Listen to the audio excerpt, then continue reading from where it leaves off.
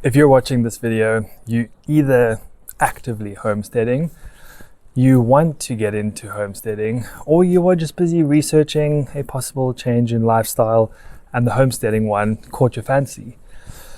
Either way, I'm really glad you're here because this is a very real conversation we all need to have about homesteading.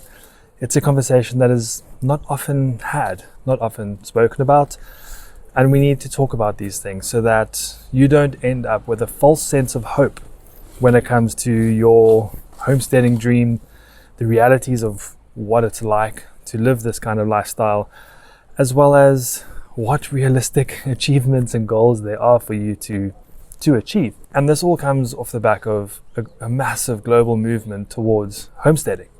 People all over the world are starting to learn how to make bread, preserve, grow their own food, have chickens, have meat, have milk, all of these things. From milk, turn that into butter, cheese, all of those forgotten skills that our grandparents and their parents and their parents all had as part of their toolkit. It's a lost skill, and a lot of people are wanting to get that back. That's where the homesteading movement is coming from, but how do we get there? And that is where we're having a lot of challenges, because you're getting a whole bunch of YouTubers that are in homesteading telling you to quit your job and start homesteading. Or on the flip side, they're telling you to not quit your job and not start homesteading. So it's all very confusing as to what you should be doing. There are lots of people who, yes, quit their jobs and off they go, but we're losing the context. Now, what this video is about is ultimately, let's be real. Like, what can you do? What can't you do? What is realistic? And I've broken it down into 3 categories. And these 3 categories are from hundreds of videos I've watched, people I've spoken to, and ultimately it comes down to 3 categories. And I'm going to cover each one in detail. But as an overview, the 3 categories of people that get into homesteading is 1, people who have a lot of money. They can just do whatever they want. Money is not an object. That's group 1. The second category of people are those that are buying into established homesteads. There are buildings, there are structures, there are all of these things that you can just step in and immediately start. That is the second group. And the third group, which is a huge portion of the homesteading community, and probably a lot of you that are watching this video, people that don't have much. They want to make a change. They are caught up in a financial and government system that just takes everything that they have, and they want to get out. But the reality is they don't have money, they don't have time, they don't have resources, they don't have networks, communities, skills, all of those things. That's the third group. So just off the back of that, you can immediately see that the title of Quit Your Job and Start Homesteading, depending on which category you are in, you could end up in a lot of trouble very quickly if you're in group 3, possibly even group 2, and you're just going to quit your job and start homesteading. Like, let's be real. There's a very, very, very small portion of the population that can actually do that. So let's have a chat about these 3 categories in a bit more detail. So the first group, which is people where money is just in abundance. There's so much of it, they don't really know what to do with it. There are a lot of channels like this, and I love this channel, but it's a channel that you need to be mindful of in terms of what is behind it. And that is Ballerina Farm. Ballerina Farm is a great channel to watch. I watch it myself. I enjoy the content. But if you want to start homesteading or you're starting out, you need to realize that the financial backing, family wealth in that channel is immense. Millions and millions, if not billions of dollars. So for them, it's a lifestyle. It's a really nice lifestyle to be living, and money is not really an object. If they need to do something, they can do it. If they want something new, they buy it. There's a lot of tractors, automation, people that just make this whole thing work. So that's really great. If you're in that situation, then at the click of a finger, you can start homesteading. You can go anywhere, you can do anything, you can buy anything, and you can start that journey. That is perfectly fine. But as you, the viewer, I want you to be mindful of watching channels like that and trying to set that as your reality, your expectation of what homesteading is, what the journey is like. Because if you are doing that, you're setting yourself up for failure. Why am I saying that? Because if you're in group 2 or 3, more so group 3, then how are you going to afford tractors? How are you going to afford trucks? How are you going to afford milking equipment? All the feed for cows? Those are all things you need to think about. And when you see it, you're like, that's amazing. I want to have 2 cows. But not understanding the huge bill that comes with having even just 1 milk cow. So all I want to say with group 1 is this is more of a lifestyle / hobby group where it's a great way to live and they thoroughly enjoy it and they're sharing their experiences and journeys with you, which is great, but it is also a false / fake sense of reality for a vast majority of us. You'll also find that people in this category don't work. They don't need a job. If they have jobs, it's more than likely that they own companies, multiple companies, where they are not doing all the work. They check in every now and then, they do remote calls, but ultimately they have teams doing everything for them and they just get the financial rewards and benefits of that. Then group 2 it's a tricky group, I'm not gonna lie, because when you start your homesteading journey, you tend to start watching channels that have things established, but you don't really know how they got there and did they get to that point by buying in or building up. So with this one, just try and get some background and choose your content very carefully. I think a really good example here is also a hybrid of a channel I absolutely love watching, which is Homesteading. I love their content. They are so real, so down to earth. They also started in the backyard, in their garden, having grass, putting some sheep on there. It's great to see their journey evolve. But if you look at their journey now, it is very different to when they started. And that's where the second group comes into play of not necessarily people buying into established, really expensive communities or homesteads, but more so where you are watching from. So if you are watching, for instance, Homesteading, you're watching an established homestead, and what I love about their channel is they constantly go back in time and they constantly reference where they are now, but how did they get there? What are things you need to think about? What are things that are going to make you fail? So find channels like that if they are established, they're actually tutoring, mentoring, guiding. They're not just showing off everything that they're doing. Like if you find a channel with beautiful gardens, make sure that that channel is talking to you about how did they get there? What are some of the pitfalls? What have they learned? Where they failed? As part of your homesteading journey, make sure that you follow people that give you perspective and give you the full picture.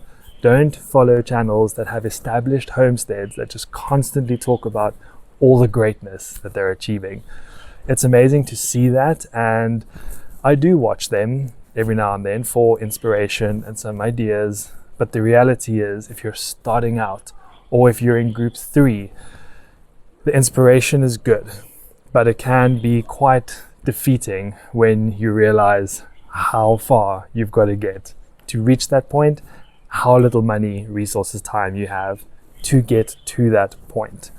So be realistic about watching channels with established homesteads in terms of your specific goals.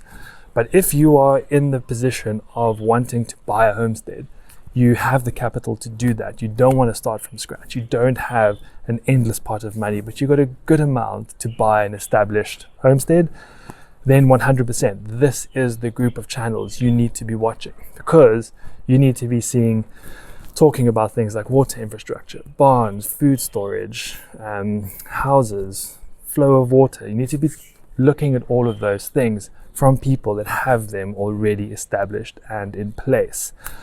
So once again, it all comes back down to where are you in your journey? And by this, I'm not saying, for instance, Ballerina Farm is not something you should watch. 100% yes, watch it, be inspired, see what they're doing, get ideas, but just be real about can you achieve it or not. Homesteading, watch them, absolutely. I watch them all the time, like I said. If you're in group 1, watch back, watch the videos where they're giving you tips, tricks, their learnings, their experiences. If you're in group 2, focus on Homesteading's videos where they talk about their infrastructure, what they're doing, why they're doing it, because that's going to help you choose your homestead with the capital that you have so that you make the best decision with the available money you have. The third group is me. It's me, it's you, it's a huge portion of the population that are trying to get into homesteading, trying to make a life switch, change, and just ultimately get out the rat race and live a healthier, more meaningful life with families, friends, communities, all of those things. But the reality is, we're all probably working full time. We probably have 1, 2, possibly even 3 jobs. So even if we have land, getting there, first of all, is quite a time-consuming thing. It's quite a process. Then second of all, if we are working 2, 3 jobs, we're working them to make ends meet, not because we enjoy doing it. I'm sure there are some people that do that, but more than likely to make ends meet, which means your homesteading journey is going to be a long journey to full establishment. And this is where I want to be real with you, because you need to be real with yourself. If you are on this journey, or you want to get into this journey, and you are doing multiple jobs, you don't have a lot of money, you don't have a lot of time, resources, infrastructure, materials, you're going to need all of those things to make this real. So what are you going to do about it? And this is where I love the permaculture principle of the solution is the problem is the solution's in the problem. Anyway, if you look deep enough into the problem, you'll find a solution. So do that, spend time. So look at how you can leverage communities. How can you possibly look at bartering? Is there a skill you have in the city that is short in your local community? Can you trade some social media or YouTube skills for somebody that wants to do it locally for some labor or some spare fencing or piping? Those are things that you need to be looking at, and those are the skills you need to be harnessing, because the more you can trade, barter, and exchange with community, the more you're going to build community and the more support you're going to get. If you're going to go on your own in the middle of nowhere, no money, no time, this is going to be a rough ride. And once again, I want you to be real, and I want to be real about that homesteading journey, because I'm there right now. I can't get to the farm or the homestead every weekend. First of all, it costs a lot of money and it's a lot of time. So we go absolutely whenever we can. And I've just had back surgery, so I'm on my back for 6 weeks. I can't be there for 6 weeks. In that time, there's things that have had to happen. There's medical bills, there's all of those things. So there's not much money around to be able to, when I go back, just do things. So this is how we need to be real about the journey. And it's okay. There's nothing wrong with taking long, not rushing into things, not having money, not having time, materials, all of that. There's nothing wrong with it. And I don't want you to feel like there is something wrong with it and that you're one of the ones on the side, because you're not. You're actually probably part of the majority of people that are in this journey. And the reality is, if you do take a leap, like leaving the city, selling up and going like we did, you've still got to do a full-time job, at least one full-time job, because the reality is we live in the modern world, and the modern world is expensive. You need internet. You need feed for your animals if you have, because it's going to take a while, if ever, that you can be completely feed free. You need tools, you need petrol, fuel, you need all these things that are not going to go away. So you shouldn't have that tainted view that homesteading is being off-grid and financially free. It's not the case unless you're in group 1, possibly in some portion of group 2 that has a lot of money backing them. It's just not like that. Most people need to work, and a lot of homestead channels I watch, they do work either part-time or full-time, and then they do their homesteading work weekends, mornings, evenings, things like that. But either way, you need to have a financial plan in place for once you start homesteading, what are you going to do? Are you diversifying your income? Do you have YouTube sponsors, a part-time job, full-time job? Like, where's your money coming from? Are you going to sell bread?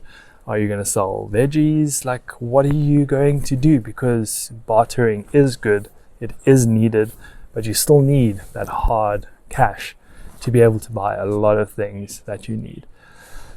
So, in closing, this is by no means a bashing video to any of the 3 groups. It's actually the opposite, where it's be real with yourself and be realistic about the content that you are watching and how you translate that into your own goals and reality. Watch the ballerina farms, watch the homesteadies, watch all of these really great channels that are sharing incredible content, but look at where you are in your journey and be realistic about what's possible. Are you watching for entertainment or some tips and tricks, or actually are you watching to like really take what they're doing, take it to heart so that you can implement it? And that is where you need to be real about homesteading. I hope you enjoyed this talk. If you did, please drop a comment. I really would love to hear from you. Give it a thumbs up. And if you would like to support the Tamako Homestead's journey, my journey in homesteading, you can buy me a coffee below. It's literally 1 coffee. It's the price of a coffee, I think. And a little bit goes a really long way. Thank you for watching. Good luck on your homesteading journey. And I hope that these 3 groups are going to help you better consume content and convert that into a reality that is more realistic for you. Until next time, happy homesteading.